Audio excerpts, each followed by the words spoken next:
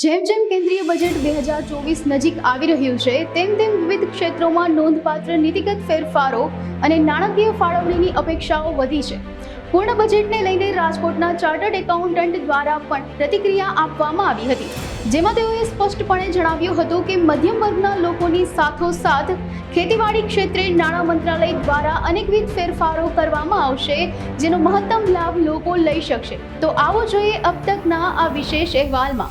Income tax consultant Ranjit લાલચંદાણીએ માહિતી આપતા જણાવ્યું હતું કે જ્યારે નાણામંત્રી દ્વારા પૂર્ણ બજેટ રજૂ કરવામાં આવશે તેમાં ટેક્સ સ્લેબમાં ફેર કરવો એ કોઈ મોટું રિફોર્મ નહીં હોય અને આ પ્રકારના નિર્ણયથી કરદાતાઓને કોઈ મોટો ફાયદો પહોંચતો નથી, પરંતુ જરૂરી એ છે કે વહીવટી કામગીરીને જો વધુ મજબૂત બનાવવામાં આવે તો આવકવેરા વિભાગને તથા કેન્દ્ર સરકારને ઘણો ફાયદો પહોંચશે. હું ઇન્કમ ટેક્સના રિફોર્મની વાત કરું, આ જો અત્યારે ટેક્સ સ્લેબ ચેન્જ કરે છે નાના મોટા, એનાથી કોઈ કરદાતાને કોઈ ફાયદો થતો નથી બેઝિકલી. યસ, જો નાના કરદાતા છે એને 1000-1500 રૂપિયાનો ટેક્સ બચે છે. એ જેમ નાના મંત્રી કહે કે tinkering with the tax structure, ઉપર નીચે જરા કરો એમાંથી તમને કાંઈ એવો મેજર બેનિફિટ મળશે નહીં. મેજર બેનિફિટ તમને મળશે અગર એ લોકો એડમિનિસ્ટ્રેટિવ અને કાયદાકીય અમેન્ડમેન્ટ લઈ આવશે. હું જ્યારે વાત કરું છું એડમિનિસ્ટ્રેટિવ અને કાયદાકીય, એમાં હું કેટલી વાત કરું કે જો અપીલ્સ છે વર્ષોથી પેન્ડિંગ છે, કોઈ અપીલ તો તમે જોશો 2010, 11, 12થી પેન્ડિંગ છે, જેમાં ડિમાન્ડ મોટી ઊભી છે. આને કેટલું પૂરું કરવા માટે તો પહેલાં લાસ્ટ યર બજેટ પહેલાં એ વીએસ સ્કીમ લઈ આવ્યા હતા, જેમાં કેટલા કરદાતાએ બેનિફિટ લીધું એનું અને ટેક્સ પેમેન્ટ કરીને અપીલનો ઘટાડો થયો. અત્યારે આપ જોશો તો ઇન્કમ ટેક્સની CIT અપીલ્સ પાસે યા જોઈન્ટ કમિશનર પાસે લગભગ 5 લાખ અપીલ્સ પેન્ડિંગ છે.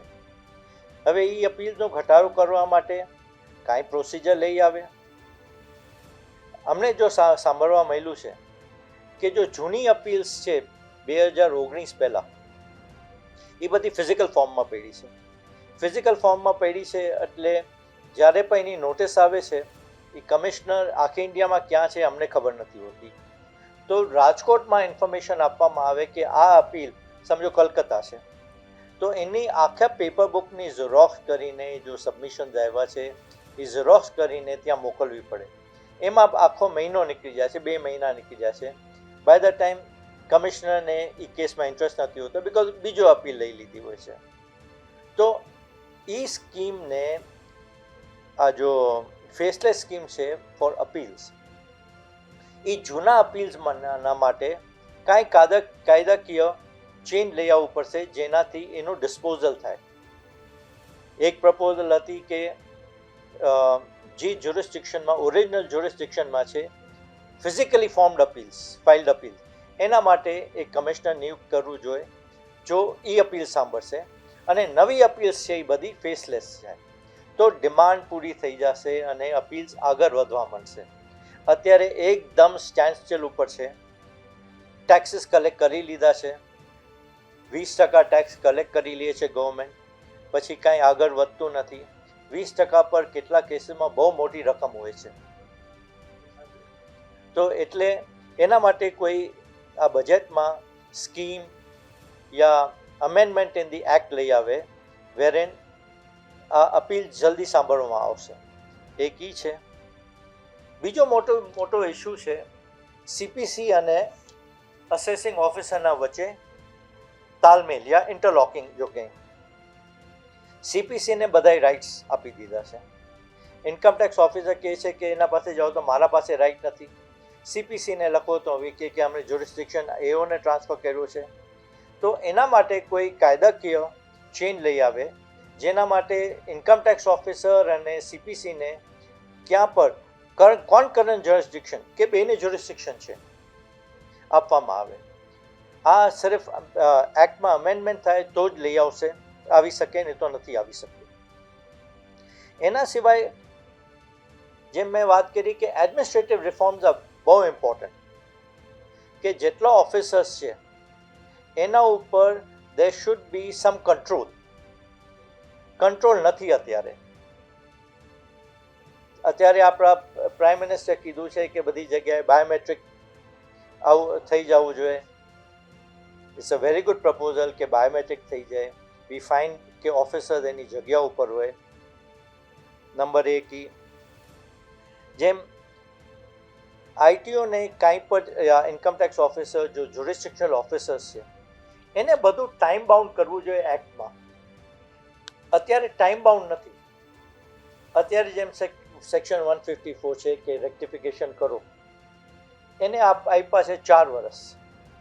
હવે વિથ આર્ટિફિશિયલ ઇન્ટેલિજન્સ, કમ્પ્યુટર્સ, આ ટાઈમ બહુ મોટો છે. આજે તમે કોઈનું પર ટેક્સ કલેક્ટ કરી લીધો ફોર અપીલ, જ્યારે તમે અપીલમાં જાઓ તો 20% ટેક્સ કલેક્ટ કરી લઈએ. તમે સીઆઈટી અપીલમાં હારી જાઓ 100% ટેક્સ કલેક્ટ કરી લે છે.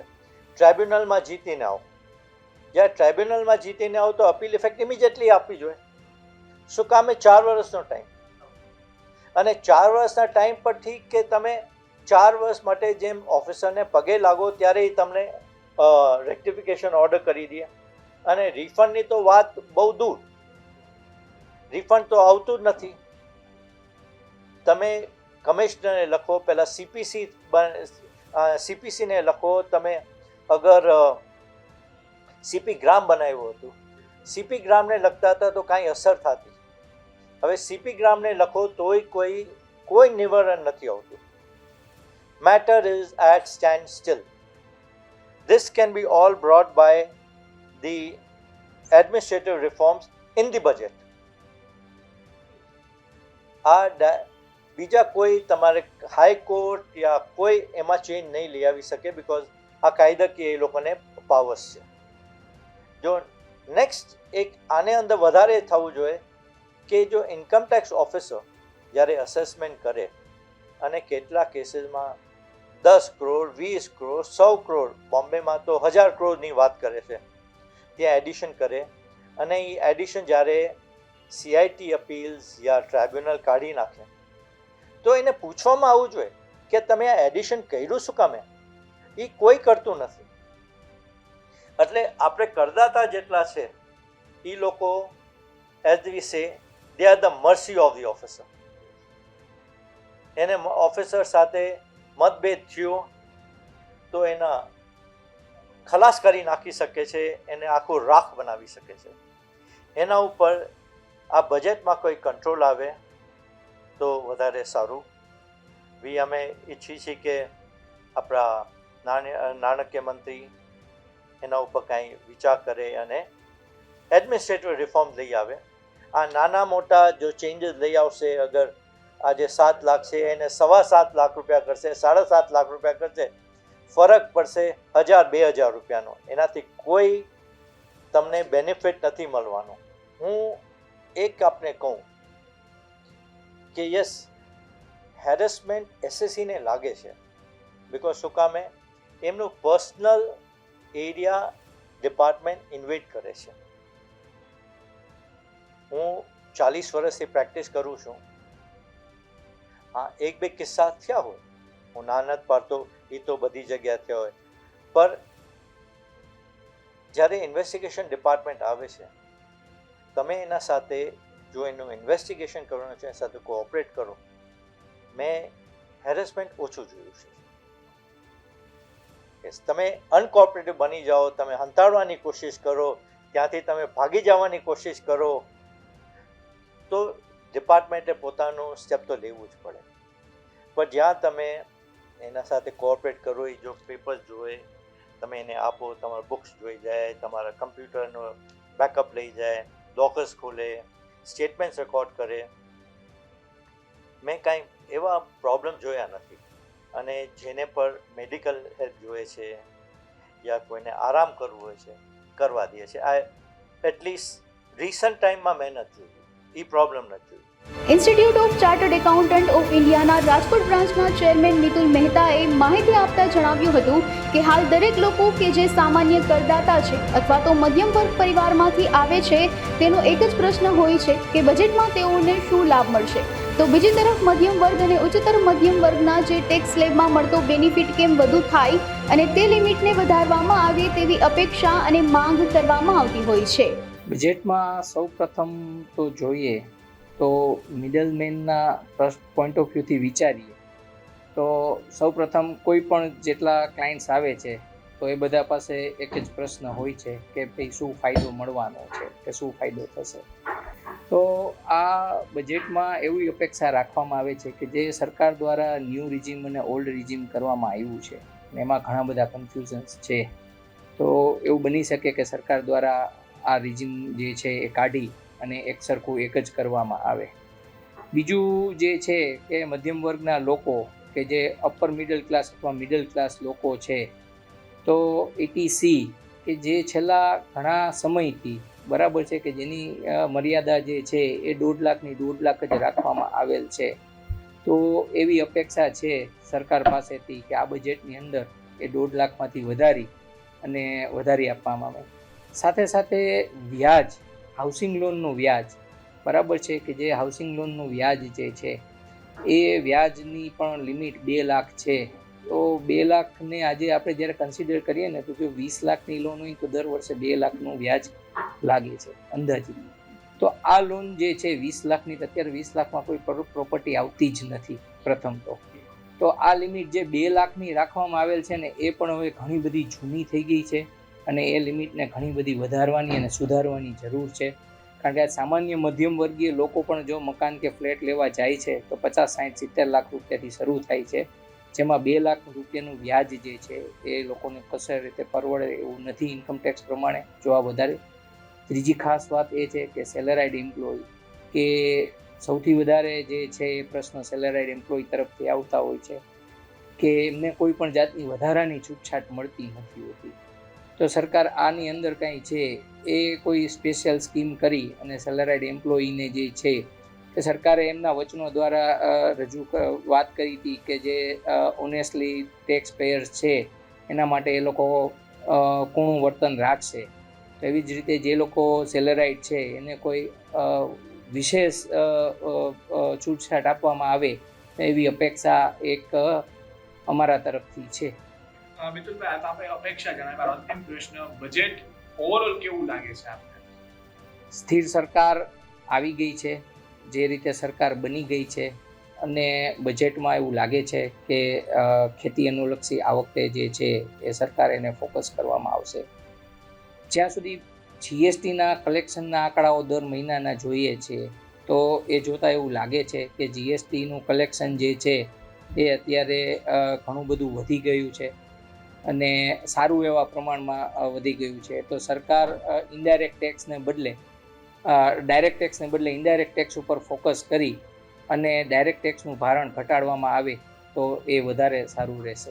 ચાર્ટર્ડ એકાઉન્ટન્ટ જિગ્નેશ રાઠોડે જણાવ્યું હતું કે લોકસભા ચૂંટણી પૂર્વે કેન્દ્ર સરકાર દ્વારા વચગાળાનું બજેટ રજૂ કરવામાં આવ્યું હતું, જેમાં મહત્તમ તમામ મુદ્દાઓને આવરી લેવામાં આવ્યા હતા. ત્યારે નાણામંત્રી દ્વારા જે પૂર્ણ બજેટ રજૂ કરવામાં આવશે તેમાં એવી કોઈ કદાચ મોટી જાહેરાત ન હોય, પરંતુ એ વાત પાકી છે કે સરકાર આ વખતે ખેતી તથા મધ્યમ વર્ગના લોકો ઉપર વધુ ધ્યાન કેન્દ્રિત કરશે અને આ બંને વર્ગમાં વધુને વધુ લાભ મળી રહે તે હેતુસર કામગીરી હાથ ધરવામાં આવશે.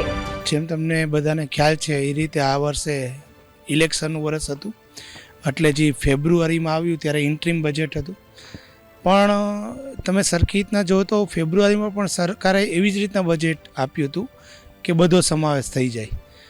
આ વખતે ઇલેક્શનના રિઝલ્ટ પછી મને એવું લાગે છે કે બજેટ વધારે એગ્રીકલ્ચર ઉપર ફોકસ હશે અને સેકન્ડ જે મિડલ ક્લાસ લોકો છે એને થોડી ઘણી રાહતો આપવામાં આવશે. હવે ડાયરેક્ટ ટેક્સની વાત કરીએ તો પણ જીએસટીમાં તમને ખ્યાલ છે એમ કે જીએસટીનો તો દર મહિને હમણાં મિટિંગ થાય જ છે. તો જીએસટીના સુધારા વધારા તો એમાં તો આવતા જ હોય, એટલે બહુ મામૂલી જીએસટીમાં સુધારા વધારા હશે બજેટમાં.